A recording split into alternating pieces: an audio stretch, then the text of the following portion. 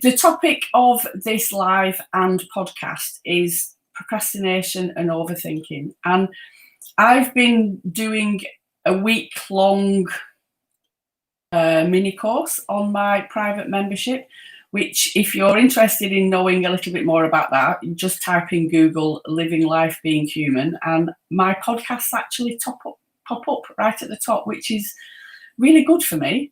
Not sure how that's happened, but it does. You can also go on the website there, livinglifebeinghuman.co.uk, and see more about the membership if you're interested in that.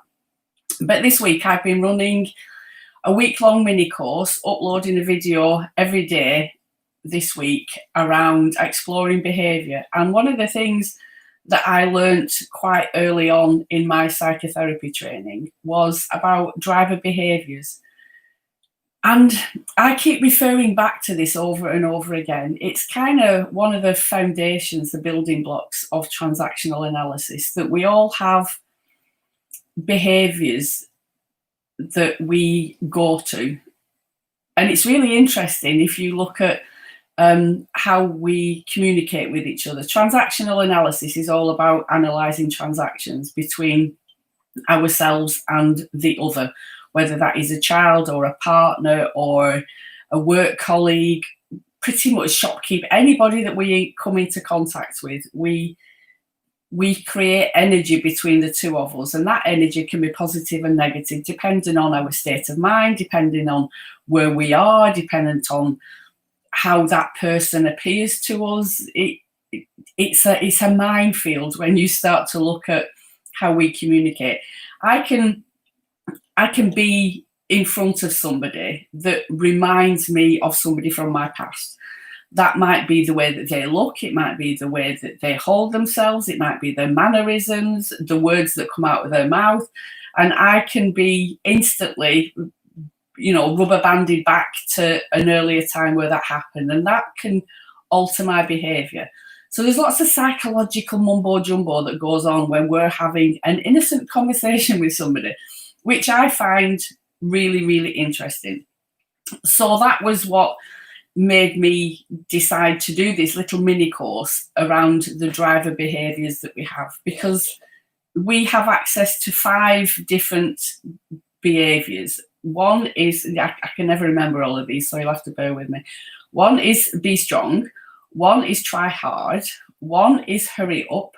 One is please others. And one is be perfect.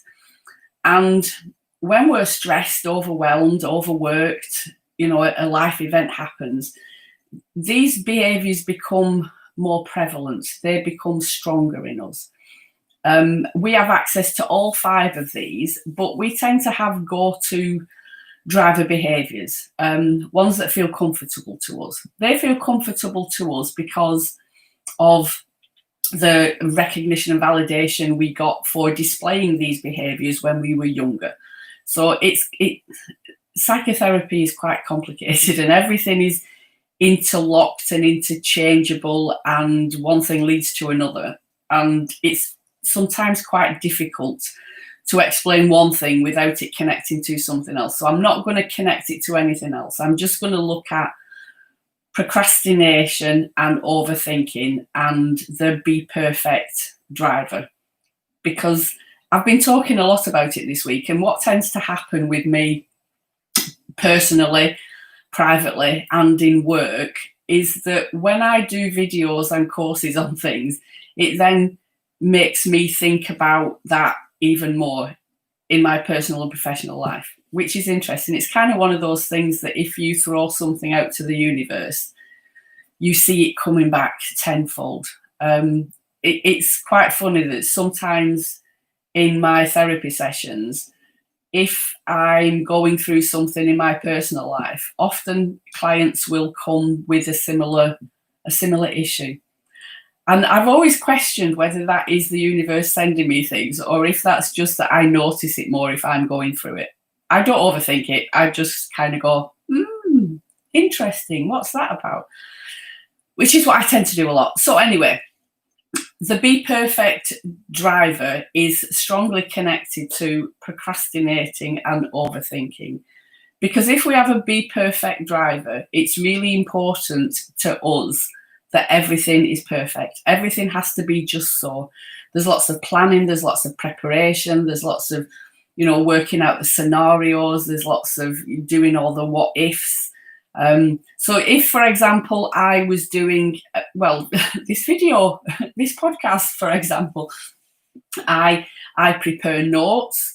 I have these wonderful, you might hear this, I'm sorry, I have these wonderful big post-it notes that I write lots of notes on, and I stick them all over so I can see them.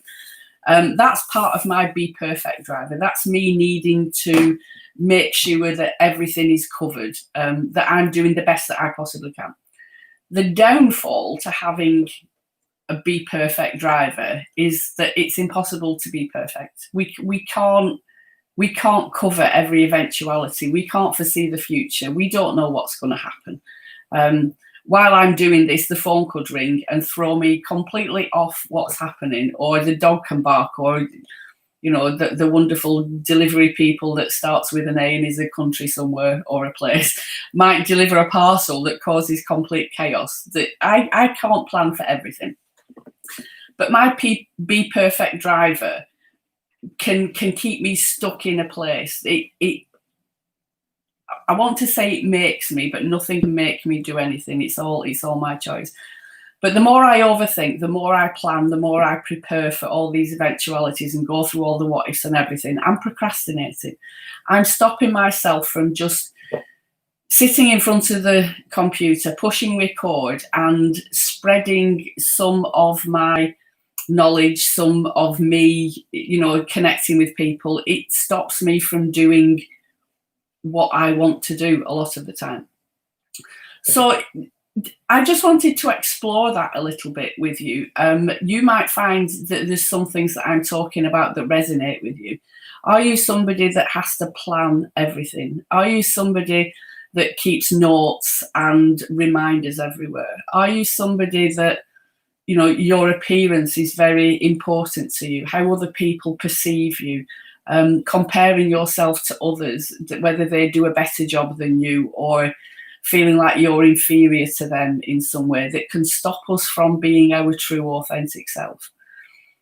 That might resonate for you, and if it is, it's possible that you are in your be perfect driver behaviour. So what do we do about that? That's the other thing that I've been looking at. Our driver behaviour comes from messages that we picked up early on in childhood. It's not that our parents or main caregivers said to us, you need to be perfect, you need to get this just right, or there's no point in you doing it at all. They might have said that, but it's highly unlikely that they would have done. But it's how we understand the messages. If we get lots of praise and recognition for doing a good job, if we get lots of praise and recognition for coming first in a race, or getting top marks in reading when we're at school, or whatever it is, then we can start to think, oh, if I do a really good job, I get lots of praise, which encourages us to do another really good job and to strive for something better, more perfect, more acceptable, all those things. And I'm a parent, so I know that I have praised my children for exactly those sort of things. And the message that I was sending as a parent to my child was that, bloody well done you. You worked really hard at that and you achieved it, and that's amazing. And that's a really good thing to say. But how our messages are received and understood by our children is not our responsibility. One of the things I would say, if there are any parents listening to this, any new parents, any parents at all, I've got a 32-year-old, a 31-year-old and a 15-year-old. So I do this a lot of the time with them anyway. I've got a grandson who's 2 as well.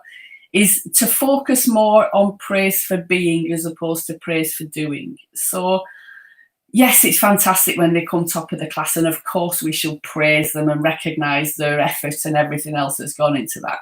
But we can also praise them just for being who they are. All the little funny quirks that they've got, the personality, the humour. Me and my 15-year-old son, even though we do have moments, he's a teenager. We have lots of moments, but I can laugh about his behaviour. Sometimes he just comes out with a one-liner that just really, throws a curveball. And I love that side to him. So I will, acknowledge that he does have a quirky sense of humour, that he does come out with one-liners, that, his perception of life is different to mine. And I like that. And I will comment and praise it. Yesterday, was it yesterday or the day before? I'm not sure. I was going upstairs. I was getting ready to take him to school, and I was going upstairs to, clean my teeth and do those sort of things. And as I was going out the door, he said, "Be careful, because my bag's on the stairs. Don't trip up over it."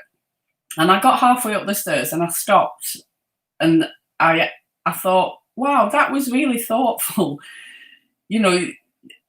I could have tripped up. I could have hurt myself. The fact that he just said that to me. So I literally halfway up the stairs, I stopped myself and I went back down and I opened the door and I said, "Thanks for saying that, Kai. That was really thoughtful and respectful, and I really appreciated the fact that you were looking out for me." And he's very blunt. We're all very blunt in our family. But he said, "Well, I didn't want you to trip up and die." And I said, "Oh, I really appreciate that you don't want me to die by tripping over your bag. That's amazing. Thanks. Well done." And I went upstairs and cleaned my teeth and just carried on as normal. So, it's about, being kind is a big thing out there at the moment. We're all being asked to be kind and understanding and compassionate to people, which is brilliant when we do it. If we're not in a good place ourselves, it can be quite difficult for us to pay that forward, to be positive about other people.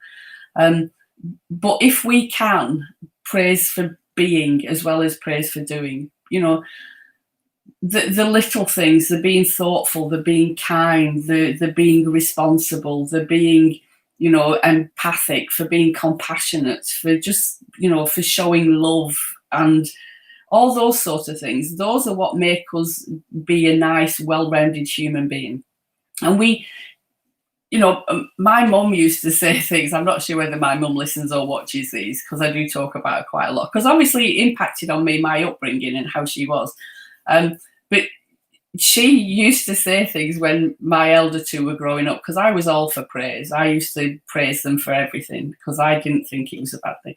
And she used to say, "They'll expect this when they get older. When they're working and when they're older, they're going to expect people to constantly be praising and recognising every little thing that they do. There isn't going to be a cheerleader stood outside every time they go to the toilet and have a wee. You're setting them up to fail." And I suppose she had a point. She's of a certain generation where, you just did it. You didn't need praising or anything else. I do need praise and recognition. Yes, I work. Yes, I charge a fee and I get money for that. But to be acknowledged for the work that I do verbally, to get a pat on the back, to say, wow, that conversation we had really made me think and it's really helped. Thanks so much. That means so much to me. And I have never known anybody have any physical disability or a physical response that's negative from being praised. People don't come to harm because we praise and acknowledge the good things that they do.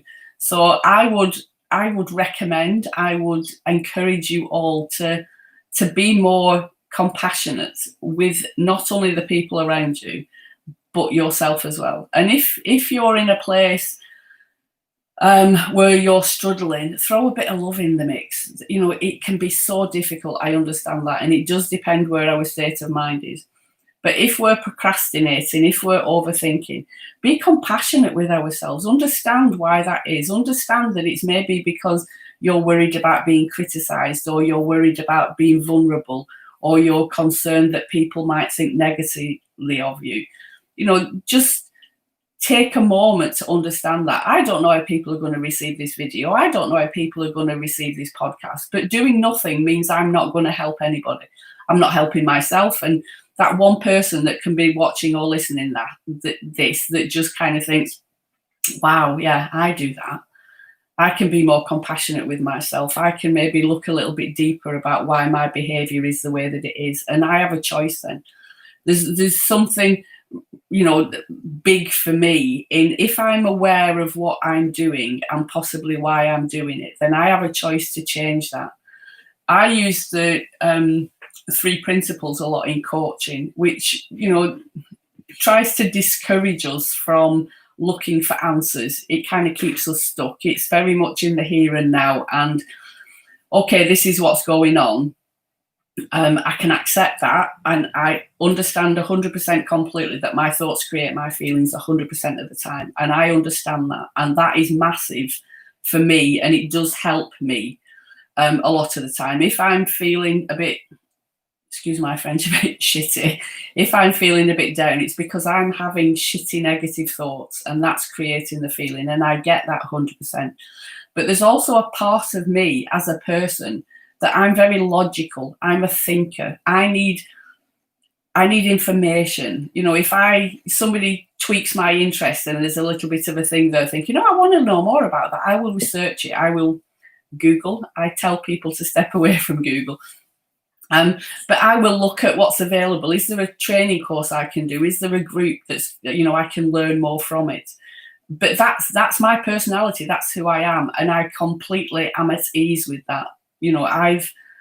I've got so many qualifications that are relevant to the job that I do and that are completely irrelevant to the job that I do. But it was just something that piqued my interest and I wanted to know more about it.